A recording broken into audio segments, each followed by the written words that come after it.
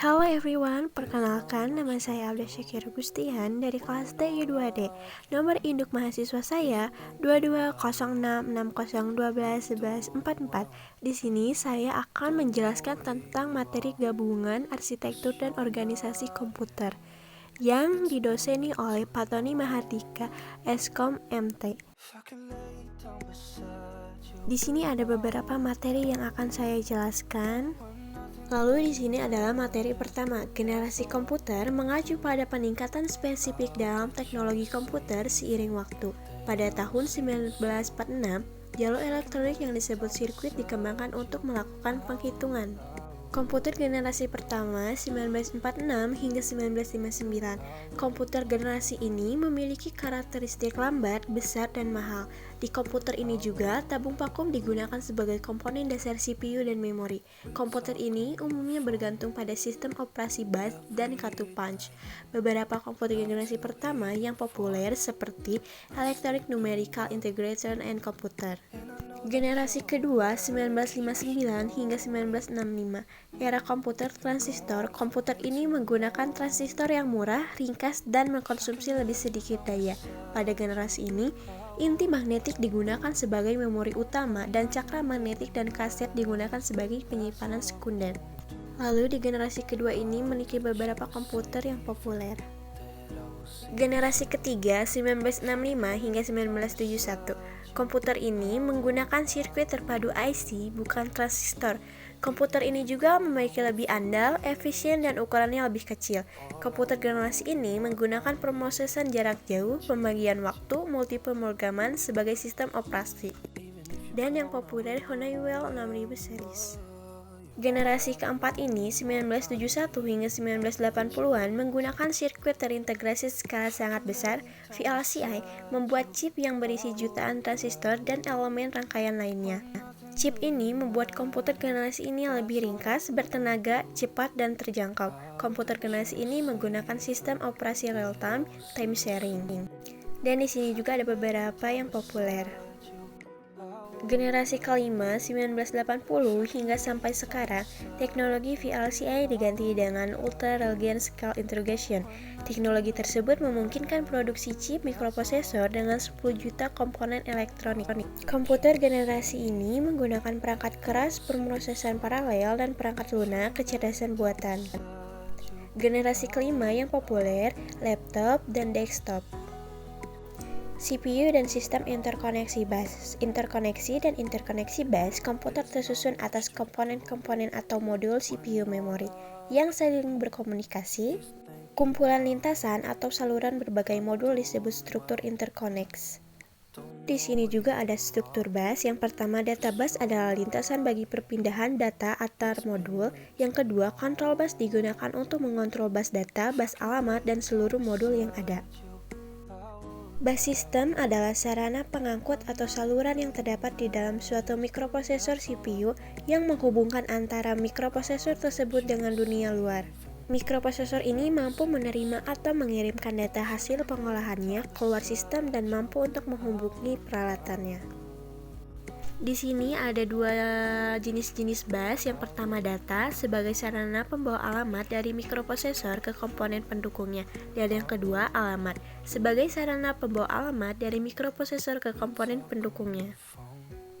Lalu materi ketiga, memori komputer adalah perangkat keras hardware yang digunakan untuk menyimpan data berupa informasi atau instruksi yang bersifat sementara maupun permanen.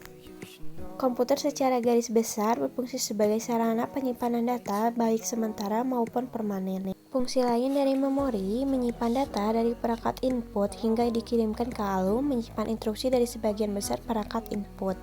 Fitur-fitur yang pertama ada memori. Fitur ini menandakan lokasi penempatan memori apakah berada di dalam internal atau di luar eksternal. Kapasitas memori merupakan salah satu hal penting dari memori komputer baik internal maupun eksternal. Unit transfer. Fitur ini mengukur kecepatan proses penulisan dan pembacaan data. Kinerja memori, waktu akses, mewakili total waktu yang dibutuhkan oleh perangkat memori untuk melakukan operasi baca atau tulis yang alamatnya dikirim ke memori. Memori child time yang dibutuhkan untuk mengakses blok memori dan tambahan waktu yang dibutuhkan sebelum memulai akses kedua. Transfer rate, kecepatan transfer data yang digunakan untuk mengirimkan memori atau dari perangkat memori eksternal atau internal. Jenis-jenis memori yang pertama primer, kedua sekunder, ketiga gen, keempat register. Dan yang keempat, aritmatika komputer. Pengertian arithmetic and logic unit adalah salah satu bagian atau komponen dalam sistem di dalam sistem komputer yang berfungsi melakukan operasi atau perhitungan aritmatika dan logika seperti penjumlahan, pengurangan, dan beberapa logika lain. Struktur merupakan suatu kesatuan alat yang terdiri dari berbagai komponen perangkat elektronik termasuk di dalamnya sekelompok transistor. Dikenal dengan nama logic gate, dari mana logic gate ini berfungsi untuk melaksanakan perintah dasar matematika dan operasi logika. Operasi logika meliputi perbandingan dua buah elemen, sama dengan, tidak sama dengan, kurang dari, kurang atau sama dengan dari, lebih besar dari, lebih besar atau sama dengan dari. Cara kerja akan bekerja setelah mendapat perintah dari kontrol unit yang terletak pada prosesor. Kontrol unit ini akan memberi perintah sesuai dengan komando yang tertulis pada register. Sebuah program akan dieksekusi, maka isi program tersebut yang berada di dalam hard disk diambil dan dimasukkan ke RAM.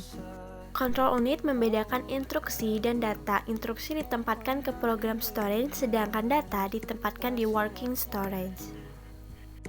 Rangkaian utama. Karena adder digunakan untuk memproses operasi aritmatika, maka adder juga sering disebut rangkaian kombinasional aritmatika. Dan di sini ada 3 jenis. Rangkaian adder yang hanya menjumlahkan 2 bit disebut half adder. Rangkaian adder yang hanya menjumlahkan 3 bit disebut full adder. Rangkaian adder yang menjumlahkan banyak bit disebut parallel adder. Ini perhitungan ALU. Presentasi yang pertama, bilangan biner 0 dan 1 yang dapat mempresentasikan bilangan. Memakai integer non-negatif, maka representasinya akan lebih mudah. Word 8 bit dapat digunakan untuk mempresentasikan bilangan 0 hingga 255 dan contohnya seperti ini. Pada representasi nilai tanda, penambahan dan pengurangan memerlukan pertimbangan baik tanda bilangan ataupun nilai relatifnya agar dapat berjalan pada operasi yang diperlukan. Kekurangannya lainnya terdapat 2 representasi bilangan 0. Nilai tanda, kekurangan pada representasi nilai tanda, penambahan dan pengurangan memerlukan pertimbangan baik tanda bilangan maupun nilai relatifnya agar dapat berjalan pada operasi yang diperlukan. Nah, kekurangan lainnya terdapat 2 representasi bilangan 0, seperti contoh yang ada di bawah ini.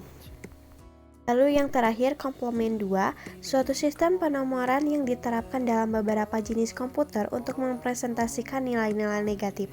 Contohnya, 000001 sama dengan plus 1, 11 11111 sama dengan min 0. Nilai plus 0 akan berpasangan dengan min 0, plus 1 dengan min 1, dan seterusnya. Ini menunjukkan bahwa negasi dari 0 adalah min 1, negasi dari 1 adalah min 1. Nah, di sini ada studi kasus dari aritmatika komputer. Apa sih set instruksi? Sekumpulan instruksi lengkap yang dapat dimengerti oleh sebuah CPU. Set instruksi sering juga disebut sebagai bahasa mesin karena aslinya berbentuk biner kemudian dimengerti sebagai bahasa assembly untuk konsumsi manusia programmer.